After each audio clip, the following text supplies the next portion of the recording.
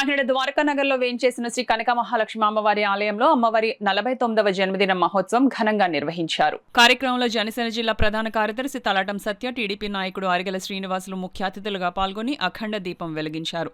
అనంతరం అమ్మవారిని దర్శించుకుని పూజలు చేశారు. అమ్మవారి జన్మదినం పురస్కరించుకుని చిన్నారులకు నిర్వహించిన ఆటల పోటీలలో విజేతలకు బహుమతి ప్రదానోత్సవం జరిగింది. కార్యక్రమానికి ఆలయ ఎగ్జిక్యూటివ్ ఆఫీసర్ కృష్ణారెడ్డి అధ్యక్షత వహించగా తలాటం సత్య, అరిగెల బున్నీలు ముఖ్య అతిథులుగా పాల్గొని చిన్నారులకు బహుమతి ప్రదానం చేశారు. ఈ కార్యక్రమంలో స్థానిక టీడీపీ నాయకులు ఇమిడిశెట్టి వెంకటరమణ, అంకంరెడ్డి రామునాయుడు, అట్ల సత్యనారాయణ, అరిగెల శివాజీ, ఆలయ కమిటీ సభ్యులు దమ్మల జగన్, మేర్నీడి సత్యరాజు, ముళ్లపూడి రామకృష్ణ, దమ్మల వెంకటేశ్వరరావు, మేర్నీడి గంగా, ఆలయ అర్చకులు కొండవిటి బ్రహ్మయ్య శర్మ, పెద్ద సంఖ్యలో భక్తులు, మహిళలు పాల్గొన్నారు.